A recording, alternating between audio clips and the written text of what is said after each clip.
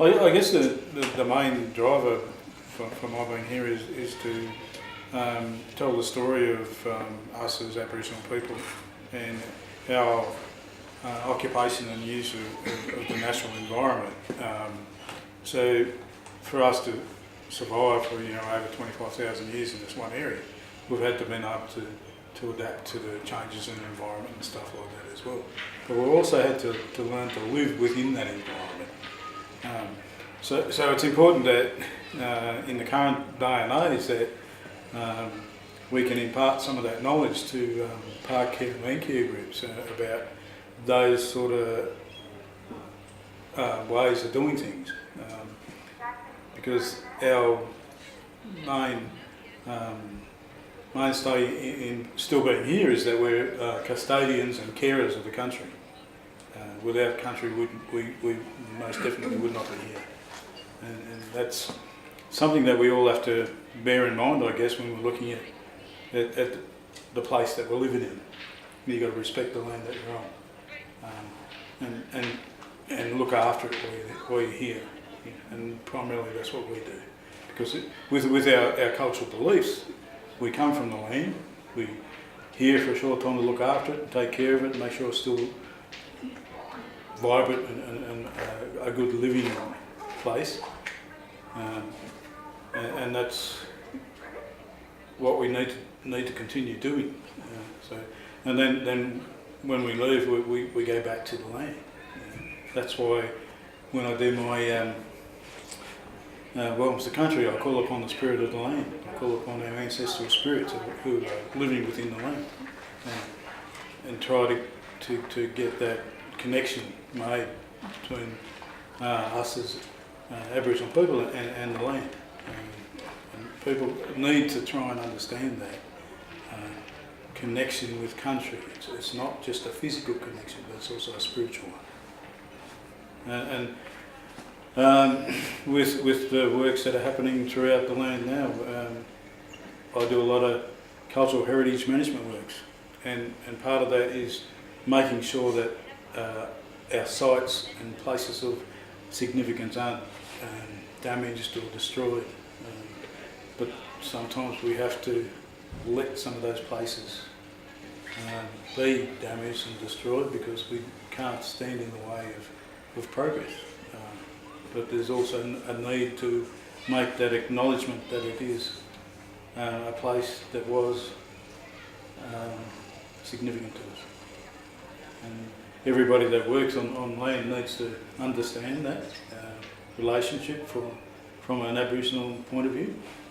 And I think there's a lot of people that don't. And I want to try and convey that message as best I can. There's an answer that a comment that Wally made on the creek restoration talk. I thought was very good. The Maloon Creek and local land services were talking about their approach to restoring the land and getting water back into the land and resolving the erosion issues and things like that. And I asked Wally, is there something he wanted to say? And he said, well, there's not much I can say because we didn't do this sort of thing. We didn't have to restore things. But there was another very good point, though, they made about how, with the chains of ponds and things like that, there's quite clear evidence that the Aboriginal people were actually managing those and were actually alert to the fact that they had the potential of erosion. And I thought that was... For someone that said, I've got nothing to say, making that point said everything. And I thought that was really worth repeating because, I think park care and land care, rural and conservation have some pretty positive outcomes and very common views on what they're trying to achieve, which is coming from different directions. And I think if we can hear from what you guys have to say about how you're approaching that. Have you got something where you want to go on that? Can I just that would be fantastic. touch on what I said?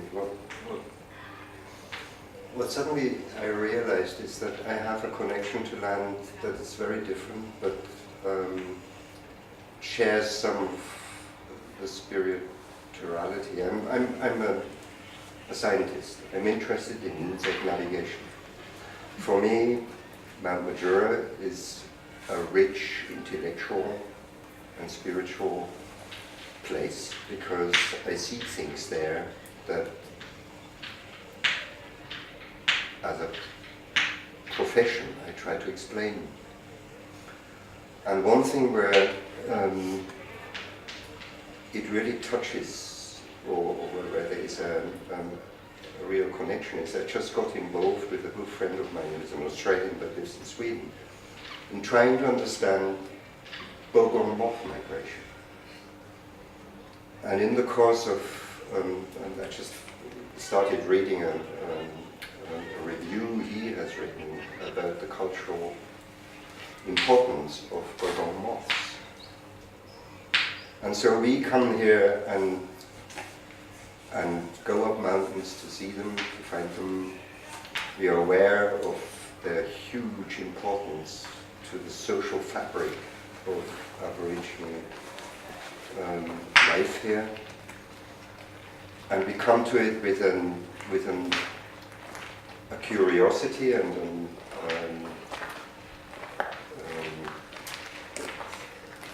a sense of awe how these little animals can make these migrations. So we try to understand how they tap into a sense of magnetic field directions, you know, to find the caves, how they then find back to their country where they lay their eggs and generate the next generation. And so part of our park care work here is to also become part of country in a way, with a very different, but because we don't so much depend on it as Aborigines did, but we come to it with an appreciation of its beauty, its incredible uniqueness, and an urge to preserve it, to improve it, to protect it. So Friends of Mount Majura have been active, especially on the western side of the mountain,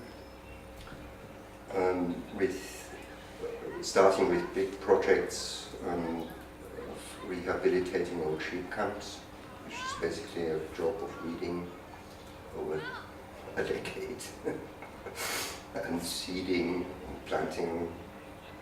And then two big projects that may be interesting also for people here in the valley, because it generated a lot of expertise in how to improve degraded woodlands, especially horse paddocks, and then probably the biggest project that's still ongoing with Ultra organizing huge efforts in revegetation is the fair site just behind that new development. And so one of the things that would be really interesting for both the valley and the mountain is finding ways of protecting these grassy woodlands in the north here, because they do connect the western parts of them with the eastern ones in Mulligan's Flat, for instance, in Guru.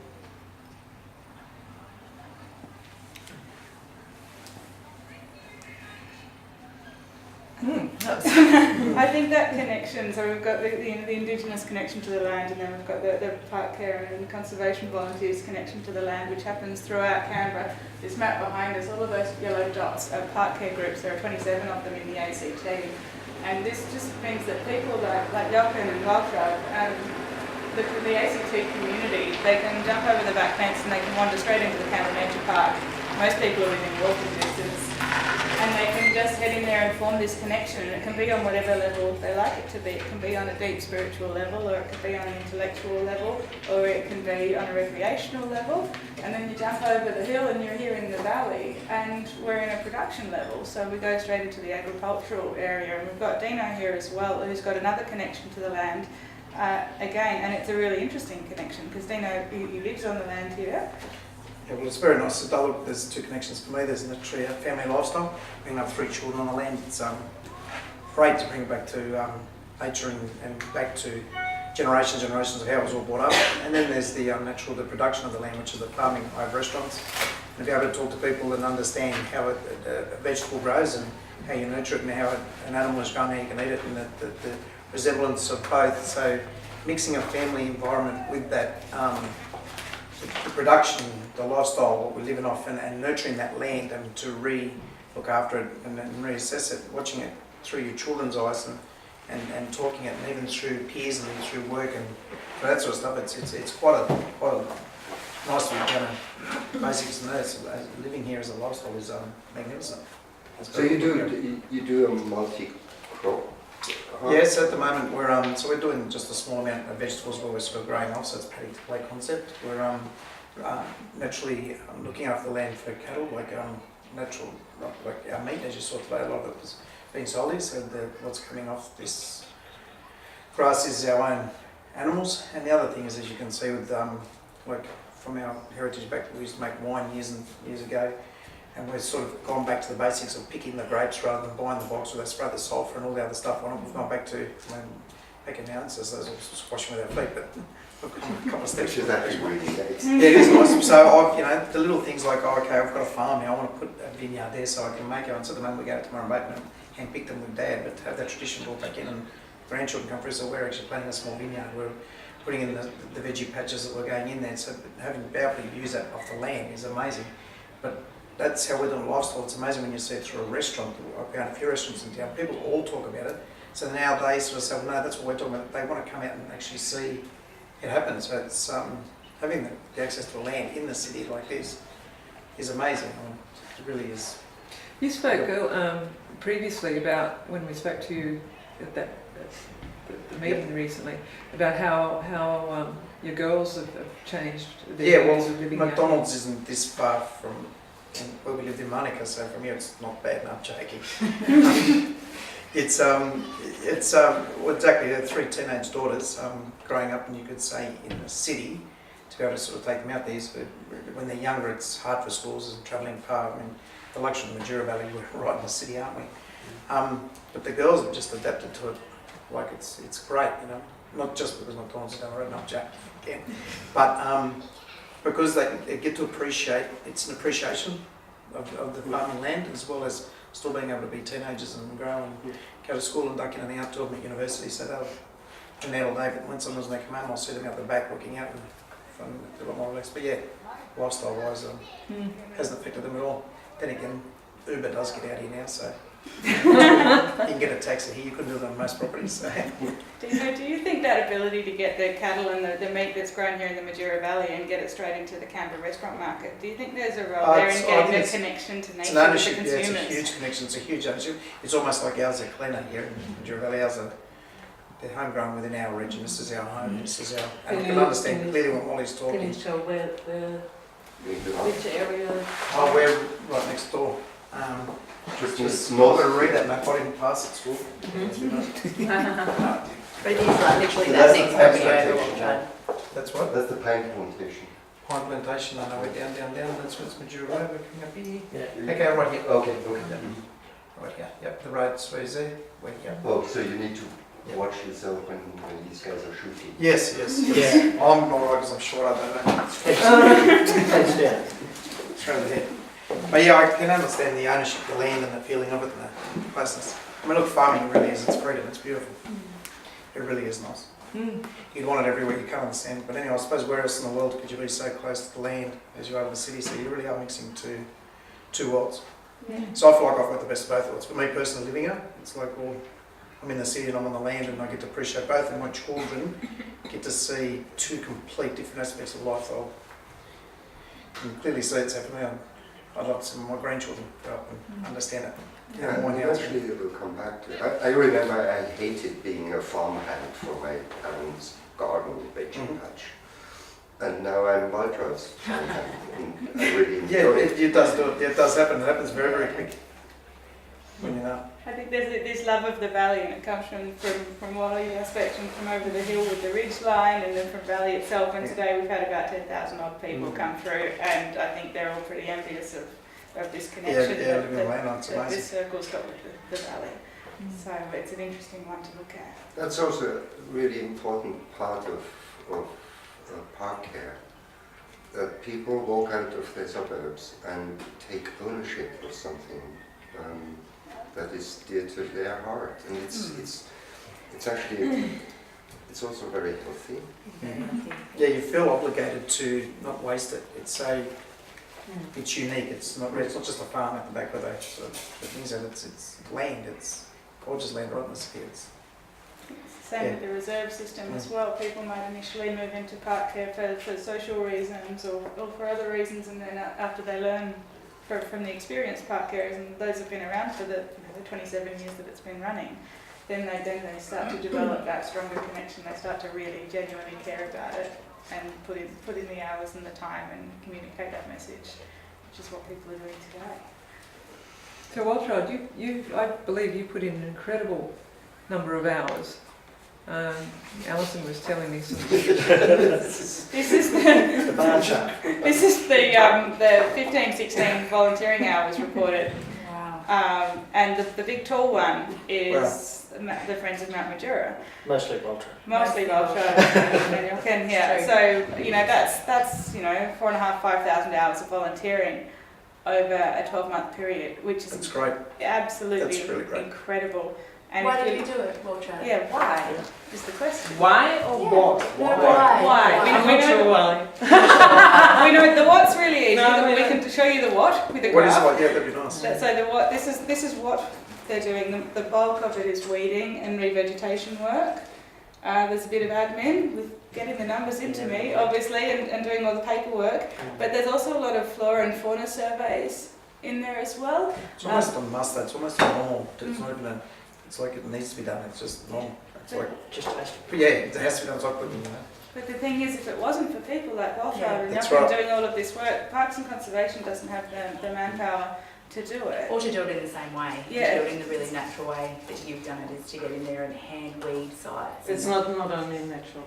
Well, no, obviously. but So there is- my favorite work on Mount Majura is threading woody weeds. Yes, yep. And the bigger Cut the down. better. So at the moment I am working on the blue gums close to Whaler Park. Blue gums are introduced species and they are very proliferous and very vigorous, and they just spread like a weed, so they are not belonging to the area. They grow very quickly, that means they have a rather soft wood. And it's a pleasure to use an axe. So that's one, particularly when I'm frustrated with something else. So there's a bit of the why. So That's that's the why. That's a Yeah, little bit was of built why. up. Yeah. So that's one of my favorite activity. There is a lot of, that's what probably I would be interesting to talk to you, Ollie, about that as well. There are lots of herbaceous weeds, and some of them are probably not so much of a concern to you as a rural and Well, last time I cut, I thought it was actual lettuce, but my wife said it was weeds, but I thought, oh, great. So it's confusing sometimes. It's called foraging. Oh, they look great, green, they were good. I was No foraging, I was cutting. idea what it is. Oh, I thought it was great. I actually felt taller this morning. But You should come to our working piece then. yeah, I don't think I enjoy it. Yeah, so one of the concern we at the moment is St. John's Wort. Yeah. We have a lot of that. Yep, that's right. Now, we have a bit of a different perspective because we are not working on the land as a productive area as such. We have also a crop, and that is critically endangered grassy woodland. Yeah, so that's an asset. That's Yeah, of our course. asset. Look after it. And the main problem is, of course, weeds. So erosion is also a problem. And the other thing, what I think is a problem, is that we have lost already so much. And sometimes we do not even know what we have lost. Species, animals. I mean, they are reintroducing now in Mulligan's flat. We have lost all the little mammals. We have lost a huge amount of plants, species which we do not know what was there before. Yeah. We have lost the knowledge how was the land managed previously. I think what always interests me is how the Aboriginal people were the relationship to the land, because you did not, it was not conservation as such. You just lived off the land, and the way you are managing the land with fire and other means, that was because you lived on the land. Respect And that for the land, was respect for the land too, I think.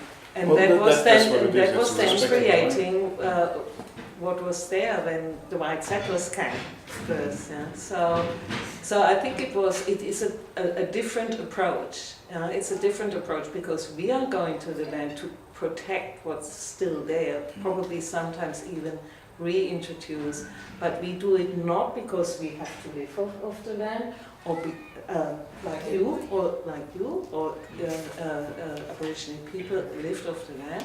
So we like it, and that comes back why I'm doing it, because I mean I come from Germany, which is a very crowded place, and there is so much loss already, and you can't bring it back. Coming to Australia, I had the feeling here is still something, and it's unique, and it is worth to protect. It's not only I was walking up the mountain for pleasure, and I just realized there are problems. It's not only just looking at it. It is you have to actively doing something for it. So It's right to work.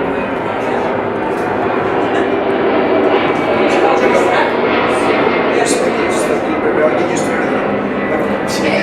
I adapt to it at the end of the day. I mean, you've got to give it, take a little bit. Sometimes the kangaroo gets right away, sometimes I get the right away. It's the way it is.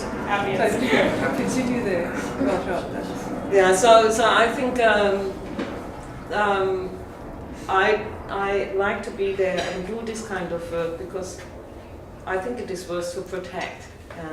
Not because I live with it. It's more like I do not know what the right word is. You don't depend on it. I don't depend on it, and it's more not a.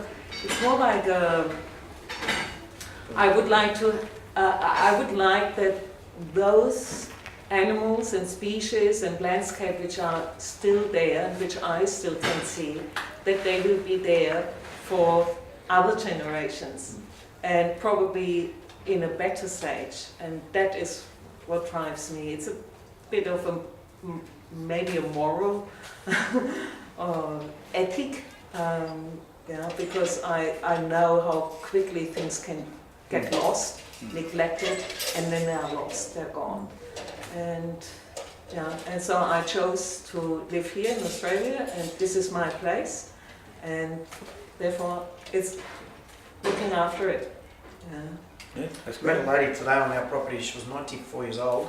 God bless her, she looked as young as they come. And she had photos of when her grandfather built the house that we're living in.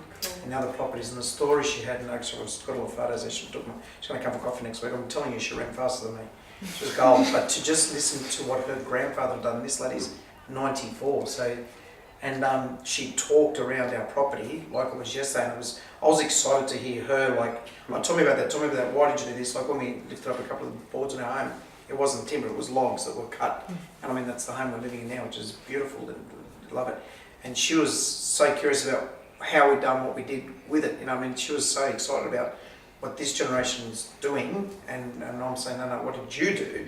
Because it was great that the two of us seemed to just bond. Like, she was my age, or I was 94, I don't know which one it was, but it was amazing. It was really, really good, that just the history, just the feel, and I don't think you get that out in the suburb, which you just, I mean, you could drive by so-and-so, I used to live here, but that's just, there was so much more to it. There was A lot more. gold. So preserving it or thing or upgrading it or changing it, or as I said, which way it goes.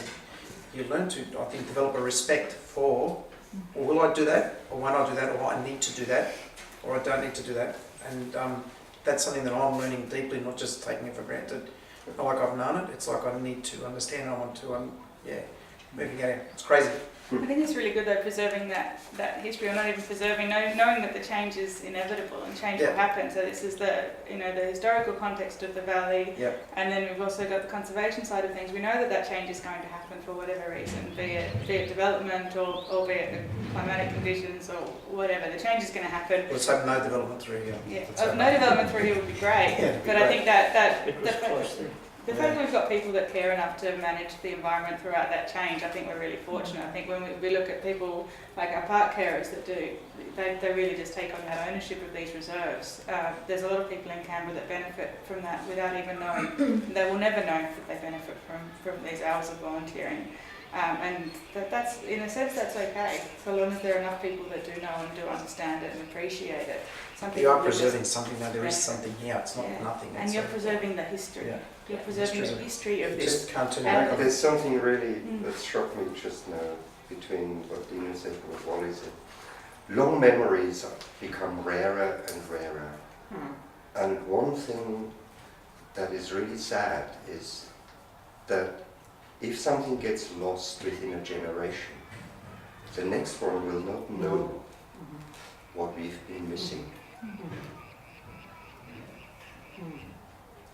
It's huge.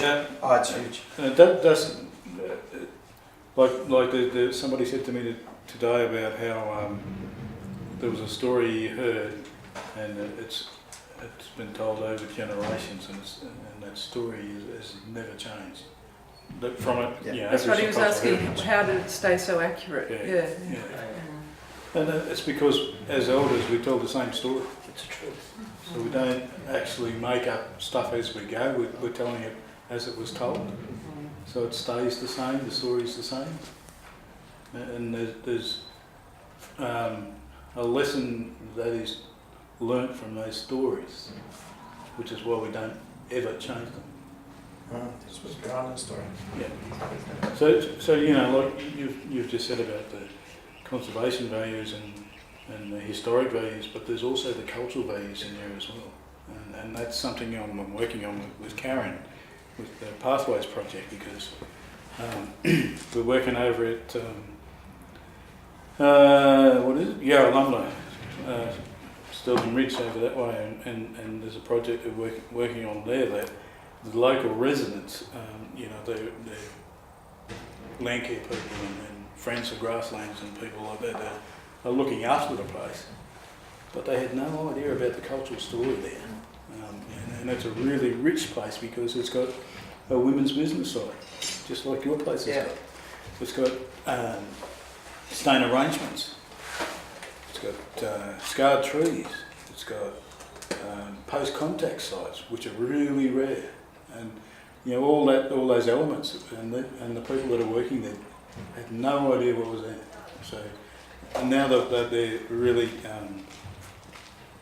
sort of taking greater pride in the work that they're doing there, because they've got an understanding of the cultural elements that are in there as well. And that's something we're promoting through the Molyneux Catchment Group with our Pathways project, which is going to actually include Mount Majura and Mount Ainslie and work through there. Eventually, the culture. Eventually, we hope that we can expand it into a program that actually goes all of country, which will take you right out to the escarpment, right out west, and really follow those pathways. Yeah. Because a lot of the cultural heritage work that I do with the ACT government, we get involved in developments that take place. The recent solar farm that took place that's been established there. We're allowed to come and salvage our artefacts. We're given that great privilege. The site itself is going to be destroyed because of developments, but then the other problem to that is that there's a story to be told about these sites. Does it get told? No. All it turns out to be is a dot on a map on a database, and that's it. It doesn't go any further than that. And that's something I want to do. I want to try and get the story out there more so than just that little dot on the map. But there must also be the problem of finding these stories. No, No? no. The landscape to us tells the story. She's like that tree there on my place. Could you? I mean, that's just Yeah. history. I mean, how could anything ever happen to me? I always wondered. I mean, I'm going to work out a way to preserve it. It's too much. You see with my sister when she went there, Yeah. she gets this strong feelings about the place. And that's that spiritual connection that we have. You know, like I said, we've got a connection with country. It's not just a physical one, looking after country and things like that. There's also the spiritual side of stuff that people find hard to come to terms with, because we've got sites of significance that are natural features. And, you know, like people have churches and stuff like that they go to. We have the natural landscape features that we hold significant. How do you explain something like that to somebody? When they look at it, they'll say, oh, that's just a tree, you know. But to us, it's not. I think that's the challenge, though, isn't it? Yeah. Is that forming those connections with other people and telling those stories. And today has gone away, you know, it's taken a step forward there for the Majura Valley and telling that story of what happens here and this space and the importance of this space to Canberra.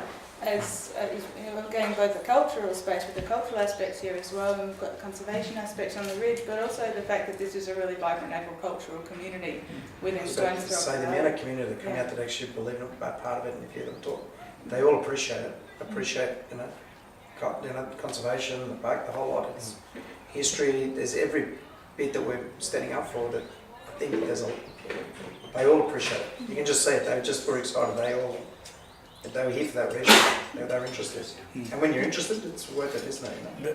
When you're interested, you start to care more. When you That's start to care more, if someone's going to muck around with it, you're going to stand up for it. And I think that's we want that across every aspect that we've got around this circle today. We want them. We've got the park carers standing up for conservation. We've got Wally and Wally's mob standing up for culture, and we've got the landholders of the ACT here standing up for our farming culture. Just leave it, yeah, exactly right. Leave it as it is, and work with it. At the end of the day, work with Wally, work with conservation, work with anything to be able to respect it all, to make sure that happens. It's a team, isn't it? It is, and everyone's got the same challenges as well. We've got, you know, with the land management side, you've got the same challenges with your weeds and with your pest species as well, because I know you're all fighting the same the rabbit problem here at the moment. Park has done a lot with rabbit mapping, and now the agricultural community's moving in. Again, it's managing a rabbit. Doesn't mean you go and kill every rabbit you know, but if you're going to manage these rabbits, it's half and half. You either need to eat it, you need to have it as a pet, or you need to use it so many things. But I think we're all up to the same outcome. Absolutely. And I think the outcome is what is inevitable, which is pretty nice. So are you, just on a few practical issues, is your rabbit control programs, is that somehow coordinated with what ACT Parks do? We're being educated on it now, so we have a problem, and ACT Parks seems to know it before we know it, and we're being educated on it now, which is great. So you sort of think, oh my God, I've got a problem. And for me, living on land, it's like, oh my God, look at all these people around there that are just ready to help it. We've recently coordinated a rabbit monitoring program here in the valley, and a lot of landholders have gotten on board. And that's involved using Rabbit Scan, which is an online resource that I know WorldTrade uses. And we've also use your own, okay. And we have also engaged contractors to come in and do spotlight monitoring of, I think, maybe 7 transects across the valley. And that's just about building a baseline so that we know where the rabbit problem is now, and we can continue to track it now following those transects and working with landholders in order to come up with a coordinated control plan, and hopefully work with PCS to direct funding to control rabbits here in the valley as well. So yeah, there is a really coordinated approach to controlling rabbits in the valley at the moment. Okay, good. And that's, yeah. And then, I'm surprised. I always thought, because when Friends of Mount Majura started this rabbit program in 2010, I had this discussion with... I worked with you on it. Yeah, yes. with Daniel Iglesias and Stuart, and the idea was to involve all the rural landholders and working together with them. We at that time we also approached the War Memorial, and I wrote the previous manager of the War Memorial, who was a general. I still have the letter. because there were some difficulties with rabbit control, and he wrote me back. He had the property as well, and said he knows exactly what the problem is, and so they started to work there. But I do not know whether this was continuing. So I'm a bit surprised, because I thought this is happening all the time, because we have rabbit control every year. And I think landholders absolutely control rabbits every year, like they do their weeds, like they do their kangaroos. What we've done this year, which is a little bit different, has worked with the vertebrate pests and weeds, obviously within ACT government, to try and collect that data so it can also feed into government, and then that can complement the money they're spending on Mount Majura and Mount Ainslie. So there's no point if there's a huge rabbit problem here in the valley. Exactly. Yeah. So And then there was a discussion with, what was that, Sherry? Sherry McCuddle English, yes.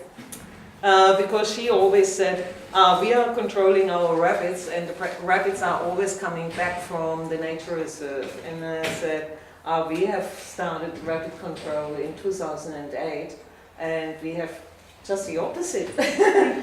So I was always thinking it is very important to work together, but I thought... I guess what we have now is the vertebrate Oliver Orville in Parks, who now has the data from you guys and the data from the valley, and so I'm sure he will come to coordinate that. We're never going to get rid of all the rabbits. Rabbits are always going to be seen to be coming from somewhere here, there, and everywhere. No, as long as this stuff is coordinated. Absolutely. That's Coordinated, right. yeah. Yeah, that's right. So, And the same goes for kangaroos. What? Yeah. So what is? I'm very interested. I mean, I consider when you look at Mount Majura, it's and same for Mount Ainslie. It's like an island. So on the west side is urban, then you have big road, and then you have the rural you have the Fairbairn Avenue and the airport and this development going in the south.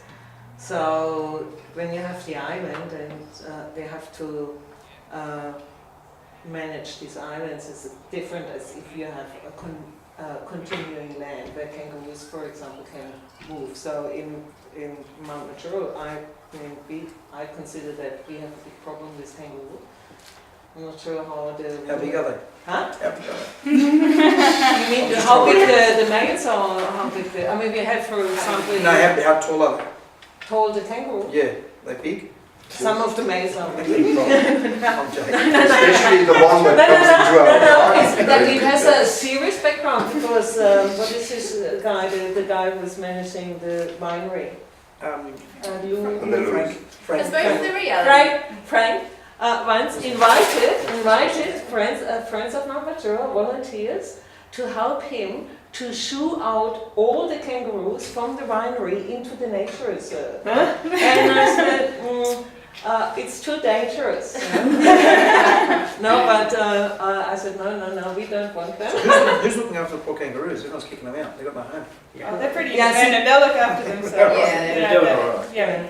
No, so the question is, that was something which I thought I have an interest to work together, because I think there is only a certain capacity for the kangaroos. We have areas, and one of our big problems is, because I mean Australia is, you have drought, you have rain seasons and so on, but we had this very long drought, and there were in the grassy woodland the grass was totally gone.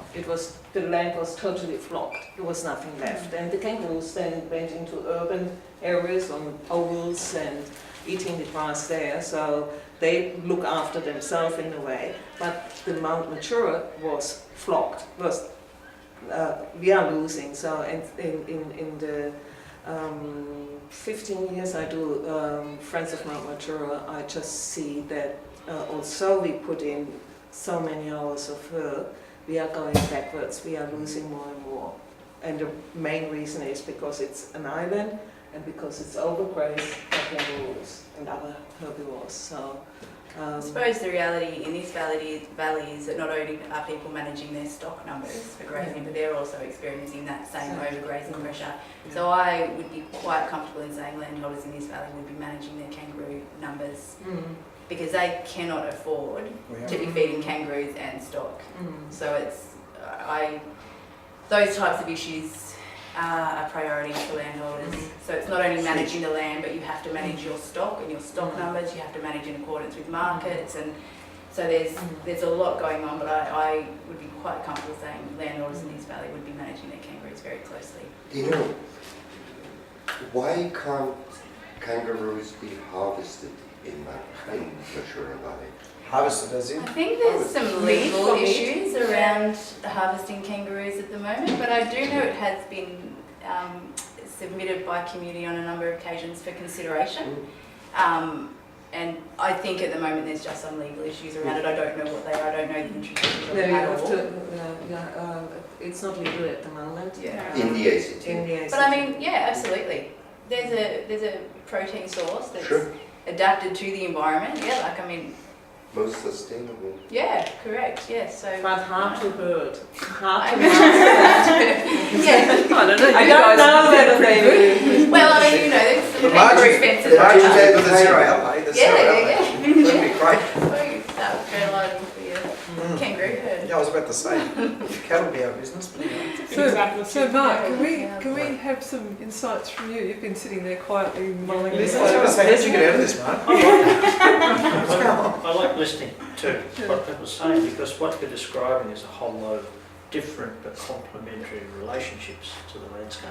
And that's one of my particular interests, is how people form a relationship with the landscape and then how they're affected by it, how they affect it in turn. And when I was thinking about Majura Valley, I thought, well, one of the interesting things, one of the little known stories, is that this entire bottom end valley was going to be urban development, because NCDC, when they established in late 1950s, saw this as a very obvious place to develop urban, and so the airport, which wasn't an airport really then, it was a RAF base post-war.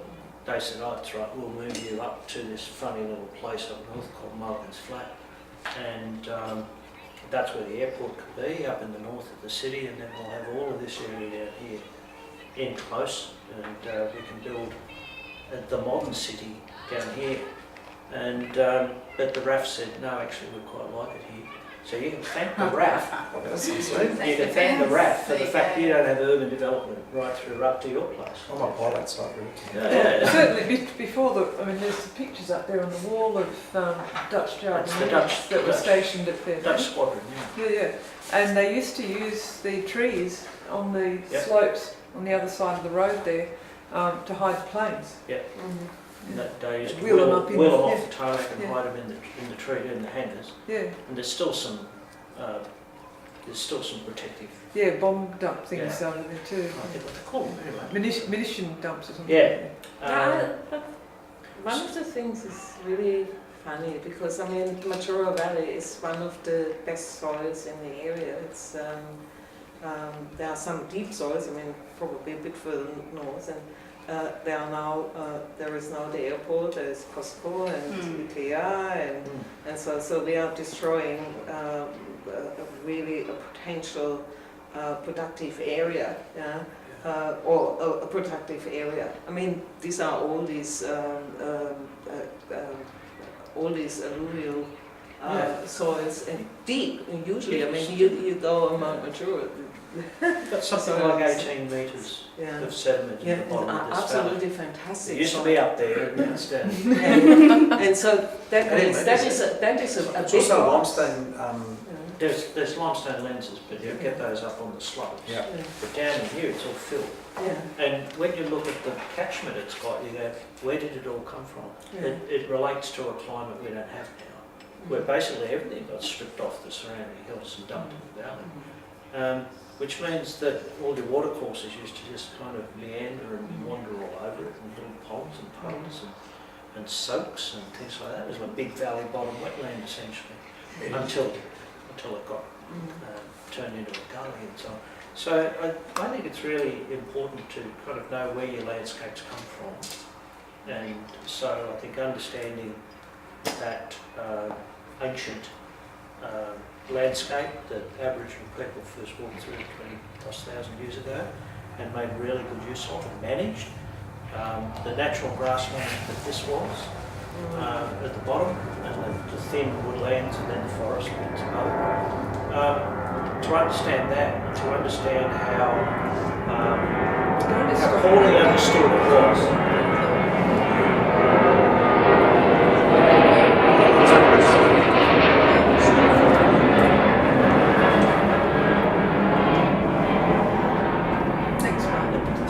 Basically, when the Campbells owned it, it was big paddocks largely unfenced.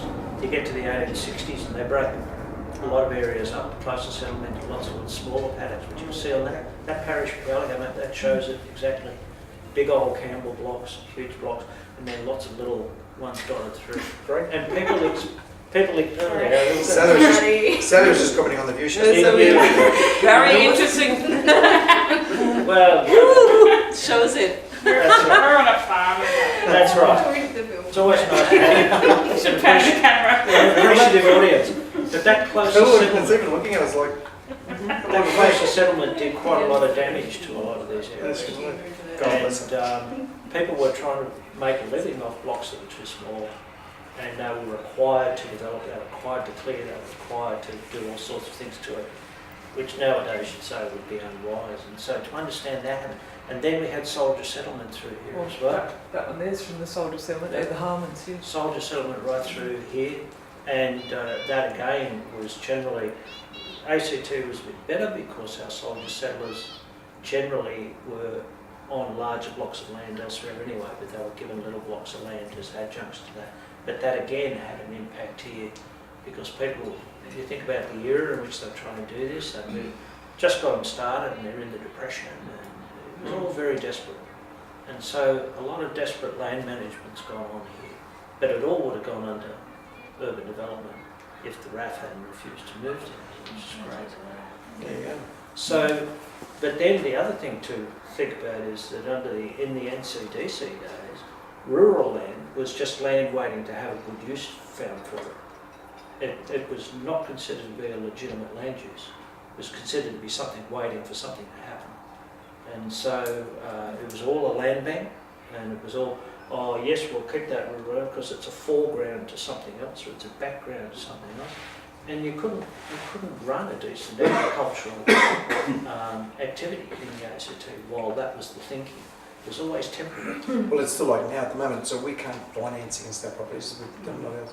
I can't do nothing as in everything I'm doing is just Considered temporary. The thing is, my animals have got to eat, and Yeah. I've got to get home, and I've got to do things. So I need This, to. this is all zoned essentially broadacre. Yeah. Broadacre is what you described as Costco. It's all broadacre up here. Yeah. Along this road, they spend a fortune on this road to service broadacre. So all the agricultural stuff's considered temporary. You're not going to get a good policy enabling framework for what you want to do and for the kind of work that people want to do looking after the land, as long as you think of it just in terms of its use value as a city. So what's the plot in the moment for Majura Valley? I mean, we see that developments continue north. They build another road there in the moment beside Majura highway there. Do you know? Well, the risk is it can't be residential because the airport's not going to allow it. Yeah. But the risk is we end up with a fishwick or a hume out here. Yeah. That's a big End up risk. with what? A fishwick or a hume, Yeah, light right. industrial. Yeah. So it's all light industrial. That's what it was zoned for, light industrial.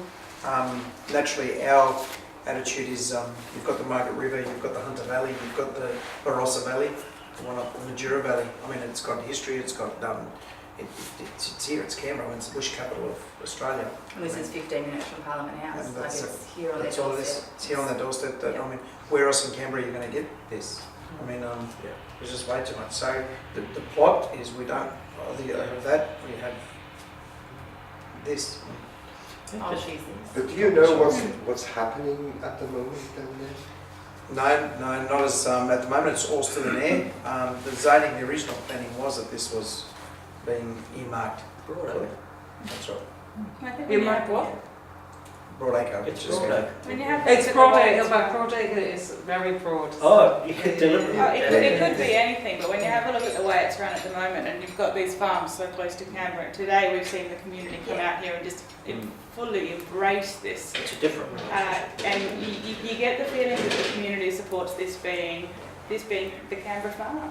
You know? Sure, but in the meantime, stuff is happening we don't know anything stuff's- about. There's almost certain that the concentration will be down there Yep. because you have to capitalise on your infrastructure. I think at a fair bit, So, at a bare yeah. minimum, the next IKEA, there's going to be a little bit more for sure. Yeah, and you'll also see other things. Broadacre includes things like if you go out the back of Simonston, you see, and you get those like big geoscience buildings. Yeah, yeah. That's all considered. That's all Broadacre. That's exactly right. So you could end up with a bit of a mixture. So rather than something like Fishwick or Mitchell or whatever, where it's lots of little Yep. establishments, they tend to be big acreage things. But there's no question that to justify this road and to justify the infrastructure down there, there's got to be more development.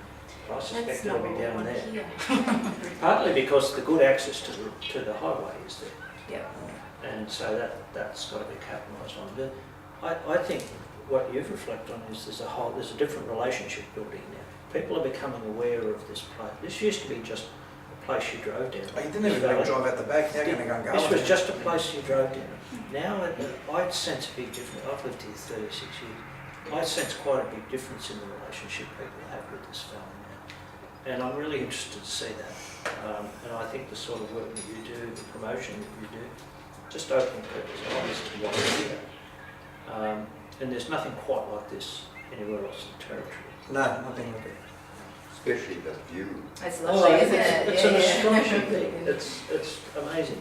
Wouldn't it be great if Canberra had the same level of ownership of this valley here that our park carers have got of the Canberra? Well, I think the more educated they become, I think the more they're going to want to. I mean, I know it's just when I was walking up and your sister was there, we were just walking up to the tree there getting things organised and we're all picking up artefacts. And you just, we're going, oh wow, look at that, but the excitement from everybody, not like, let's give up what is that a rock, it was, I think people are becoming more educated more and more and more, and I think they're tuning in, they can respect all that stuff, and they can just, I think the land's the land. I mean, how many people now owning restaurants, it is healthy, and they do care about what they're eating. They want to know that it's not full of injected, whatever you want to call it. They want to know that where it's coming from, and they do know that, is a prawn from the sea or is a prawn from something in a little box? I mean, this is land. Well, it's the same. We've got the free-range eggs down the road. We know that people, that there's a huge shift that towards van free-range. feeds all of Gungahlin. I mean, the amount of people just go in there because they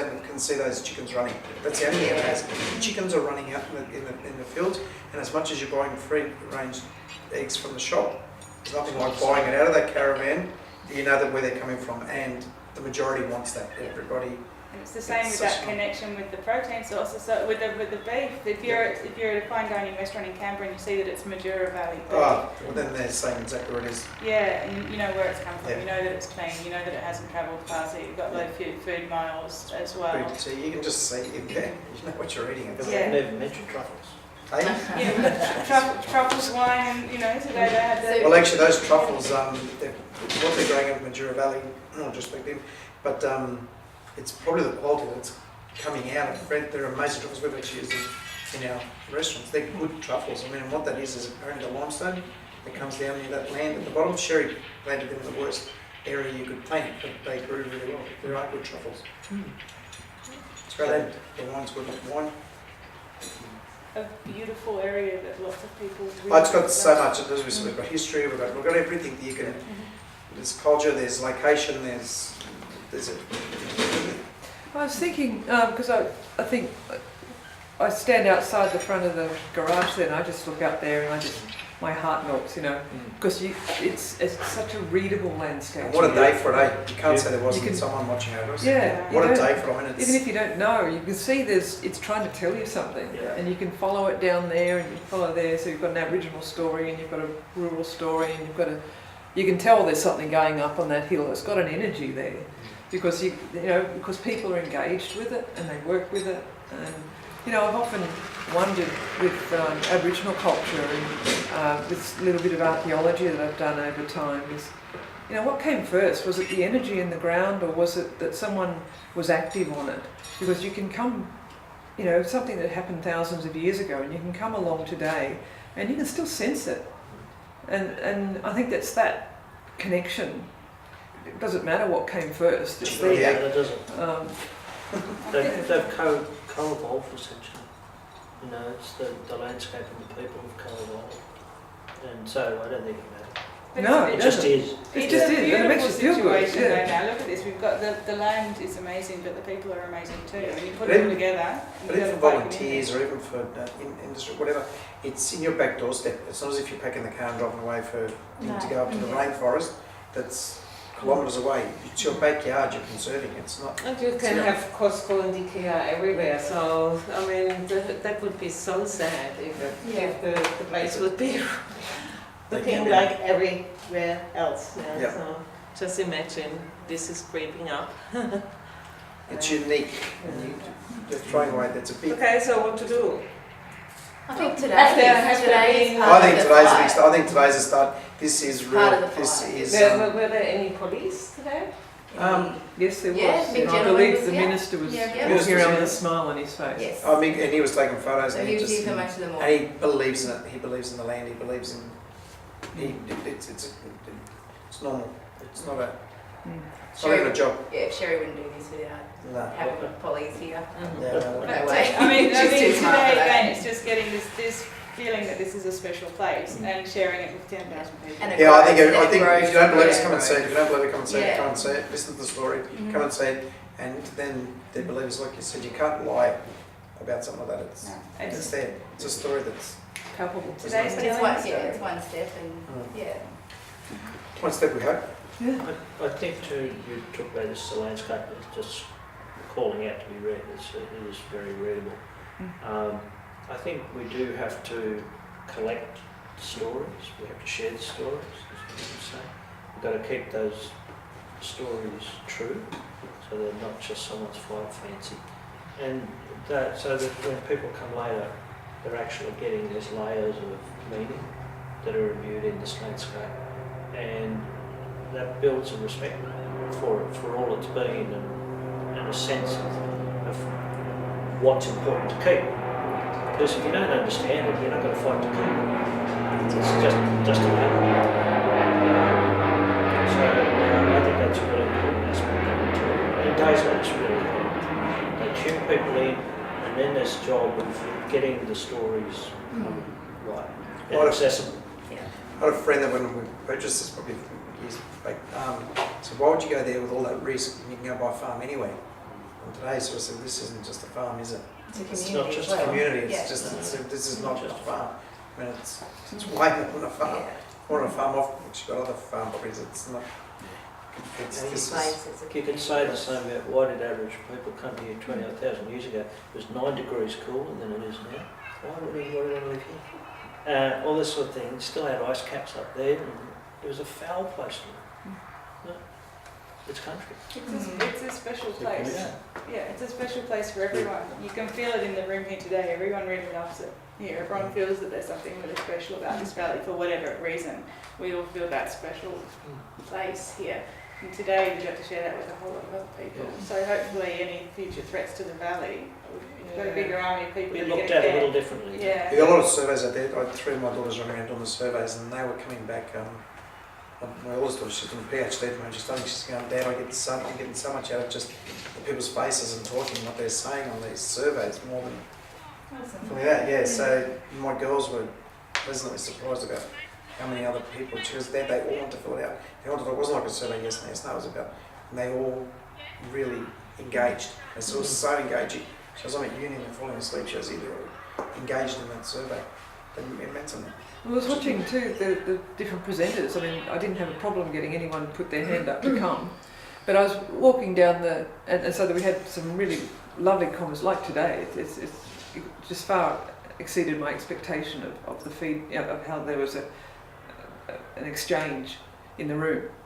You know, we were doing the creek walk there and had the Balloon Creek guys and LLS and Wayne Cook stayed for the geology and Wally put his insights into it too. But watching them, they just grew. You know, they were very excited because they went down and look at, you know, there's this bit of erosion there, but they were very excited because they went up to this cutting in the creek bank, and you can see the line where the original soil was, and then there's the alluvium, the settlement alluvium, and you can read this stuff. And then, you know, out there's this.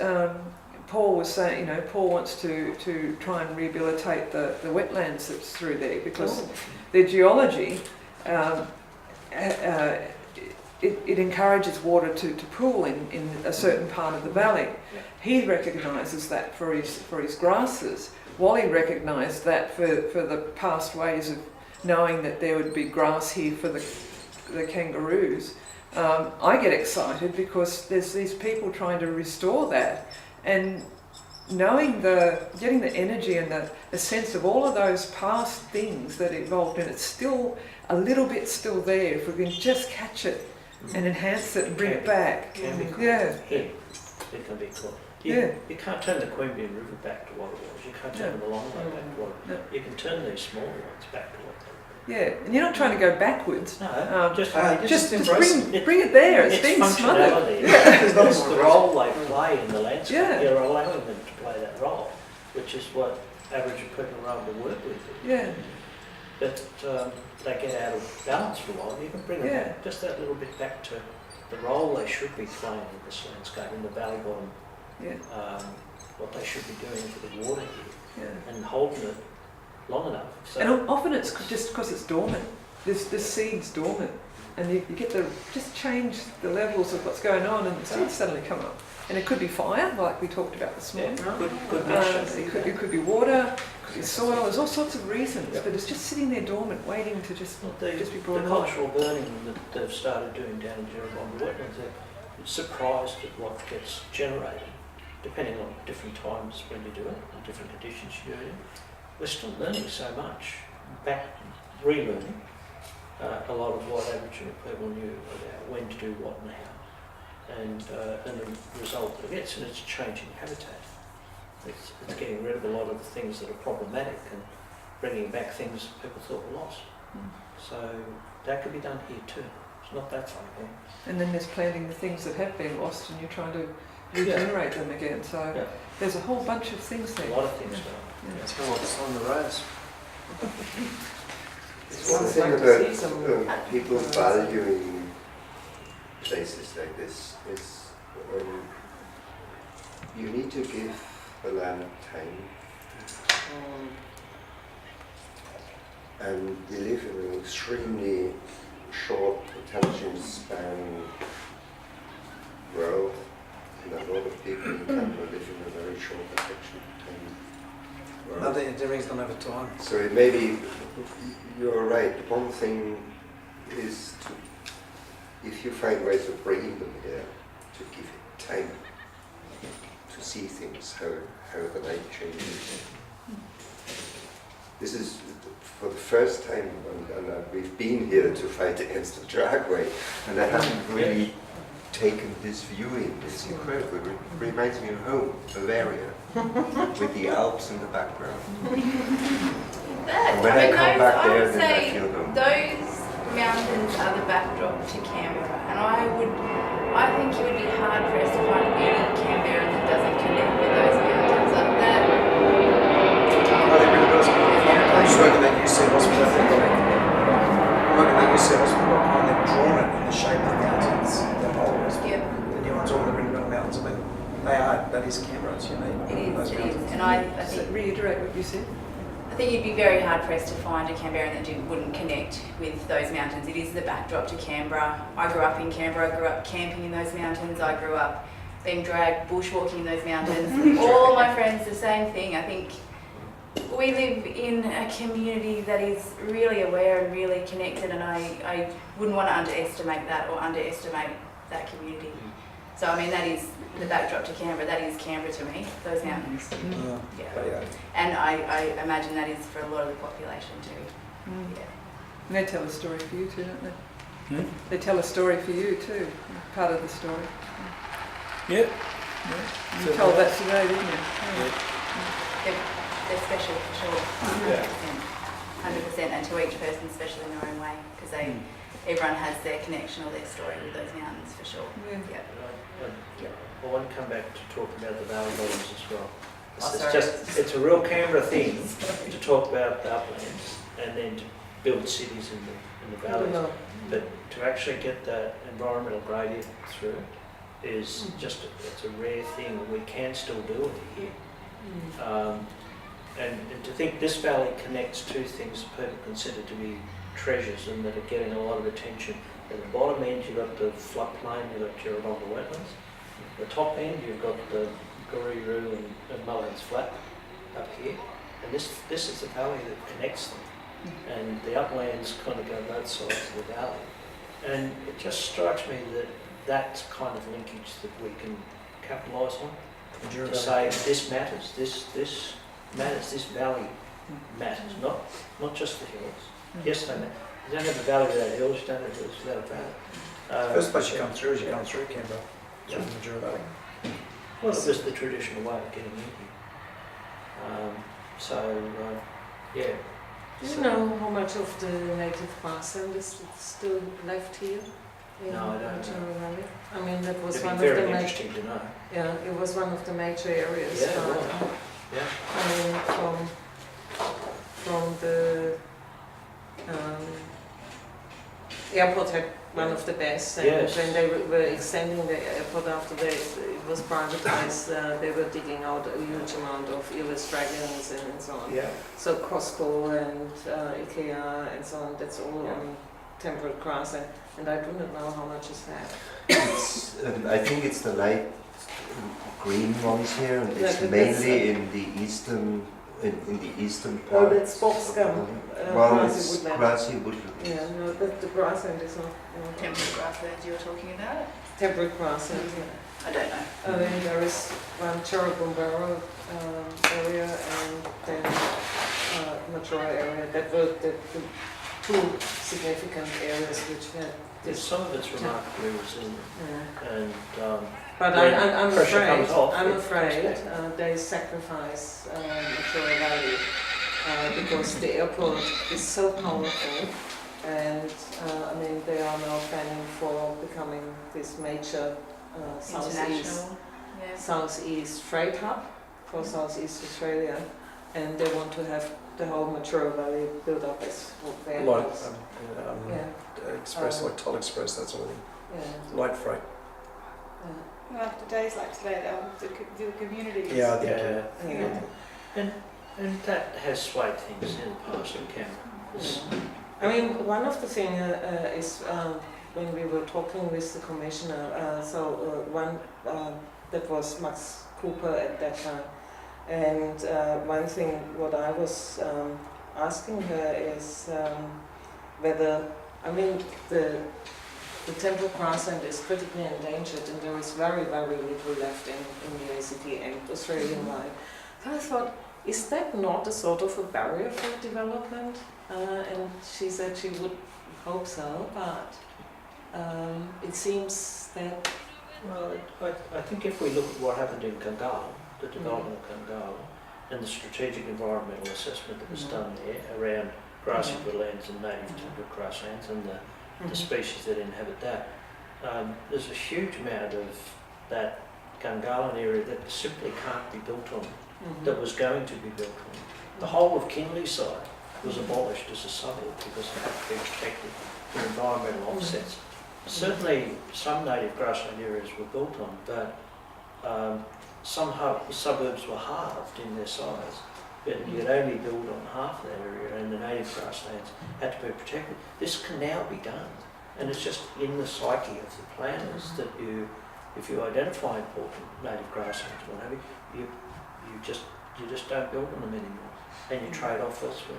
It's interesting when you know what you would think to be the big threats to land management here on the hills and in the valley being the weeds and the pests and all that. I think the biggest threat is humans. The biggest threat is the humans, but the wonderful thing here is that you've got a group of people in this room that are all from very different priorities, and we all care enough to to See, work together? it would be really a shame because I consider this as the biggest threat here for Majura Valley is everything associated with the airport. And that is because they want this big industrial... The airport at the moment seems to still be supporting it though. The airport is not against it. So all the warehouses and so on, they consider for the light toll to some extent, but doesn't if it works. I think they bought enough of the land. and those things like the Costco, so I think they want really to So expand. with the Costco, that's government land. So they're Yes. clashing with the airport. So the airport wants to build on their land, and the government sort of competing with it. So the Costco, the IKEAs, that's government land. It's not the airport. So the airport doesn't want that to happen. They prefer it put on their land, which is what they've put around there. So that's as a developers, which pulls it in and gives them a lot more control. So I think in that sense, it's done. The other thing that I'm finding giving me a little bit of confidence is that the government actually doesn't have a plan really for this yet. They've thrown ideas, and it's only people within it. What happens is hopefully this community is stronger and stronger and stronger. We're actually giving them a plan. So we're saying this is this. Now I spoke with Andrew Barr at the time, and he says, well, there is a vision. If you've got the vision for the land, well then great, that's something I can present. At the end of the day, I don't have a personal opinion. There is nobody that's really fighting for something else apart from this. We are actually fighting for what we really believe is in it, and we've got a vision for the land, and that's what it's all about. And I think that has strength.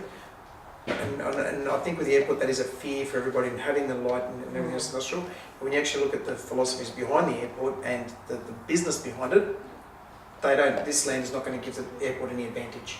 I agree with that. It's not advantage to the airport. It's not to It sounds good. I like In a sense, it's just me picking it. This, to be honest, this is the second time I bought land. I mean, we're on the coast, it's beach land, and we're never going to be allowed to build it. It was beach land, and at the end of the day, we weren't developing, we weren't doing nothing, but it was our home. But it was erosion and corrosion and all that sort of stuff. And there was two types. One's erosion, and that takes us in away, and it goes away. Another one was erosion and understanding the things about it. It worked out well in the end. It was. So that's how. So, back this horse, I guess is what you're saying. Oh, look, I don't know. But what I'm saying is I believe that there is a reason, there is a meaning, there is something behind this. For somebody to fight that, they want to have something else to fight. And I don't think that they have enough to fight what we're not even fighting, we're just saying, well, this is what it is, why would you take it away? It's like taking a lolly off a little kid. And unless it was really unhealthy or hurting it or whatever, it's just... It's also an exciting vision, and it's a vision that the broader community can get on board with too. As we said, there is so many people sitting here in so many different angles, all with the same wanting outcome, the same respect for this land that we need to all have. The conservation, the parking, the environment, the history, the You will need to be vigilant. And for me, again, that's my it would be philosophy. absolutely crazy to destroy it. That's because my it's philosophy. The most productive area That's my philosophy. in Canberra. Keep asking the questions. And that is my take, but I think that we're the only ones that are caring about it, and we're the only ones that are saying that this is ours. It's like a mother to a child at the end of the day, as much as I like that. And much for these guys. I mean, I think there was a similar sort of spirit that was years and years and years ago when they wanted to build a driveway, international driveway here. Yeah. So suburban folks. Friends of Mount Majura. They wanted related. here, did they? I thought They it was a bit further. So they all came together to fight this crazy proposal because it was crazy, and so they wanted to build it on one of the most productive areas, and it just didn't make sense just for this. Exactly. But it took some fighting. It took some fighting. I think you've got fighters in this valley and fighters in this room. I think it's Canberra. I think today what today was all about was got a fight on their hands. what does the majority of people really think about this valley? So they would have voted all of Canberra. So are you optimistic? Yeah, well, put a lot of me. I'm setting up my home. I'm setting up a family thing. Building a very nice fence at the front of his property. For me, I've got we had a beautiful 1 acre in the city, so I had it all there. But to me, this was a life. This was a completely beautiful what I've got there. I mean, I'm right in the centre of the city, as I said. Moved my family from something as you'd say, if you looked at it from society, which way you get there. For me, lifestyle was the bigger choice and the dream of this. So I wouldn't be playing around with my kids' lives. No, I do believe in it, which is hard. But again, I'm a little bit calculated, ticking my boxes, and I'm thinking, there's got to be a big someone that's against me not wanting this, and as I've been in this community, and I'm only learning, as I said, I'm still very, very new, and I still don't know all the answers that you might ask. What happened with the rabbits last year, I don't know, I was new last year, but as I go and learn the amount that is behind it, I just haven't found, actually I haven't really met, and I've got a lot to do with development, it's one of the business of government, none of them have commented on the owner. There was, and I thought, it's just, if I go on and say, you go home and they just think it might be good for light industrial space here, someone can suggest it, you respect why that's suggested, when they actually look into it. There's no way in the world you do it, that's my attitude. Anyway, I'm a little bit passionate now. It's good. Yes, you're an Special optimist. place. Yes. Yeah, that's good. Well, we're coming up to the hour, and I think that's a really good place to finish. Has anyone got anything else they'd like to add that they feel they need to say? I think Wally, go and tell them I'm not building, then I can't do nothing with the snake. There's enough people here that love it Yeah. and that are going to look after it. And it doesn't matter that we've all got different priorities because we all care about this land. Great that everyone's wearing a different hat, and it's Yeah. all the same thing. We aren't arguing with each other, Mhm. or we just agree with it all. It's perfect on good. We've got to respect all those boundaries. And there's a lot of hats as opposed to one hat. And you can't go wrong if you've got everyone in the room that cares about the land Yep. moving forward.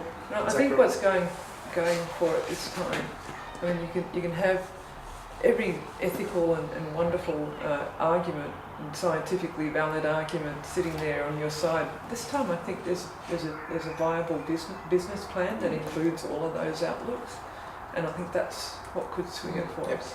It's a calculated decision.